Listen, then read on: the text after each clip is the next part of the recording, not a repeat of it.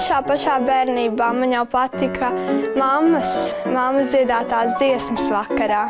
Tautas dziesmas un miega dziesmiņas.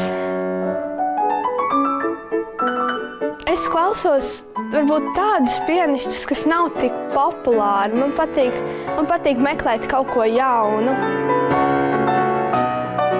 Ir tāds mūziķis Jirmā. Man ļoti patīk viņa skaņdarbi. Viņi ir romantiski, lēni un mierīgi.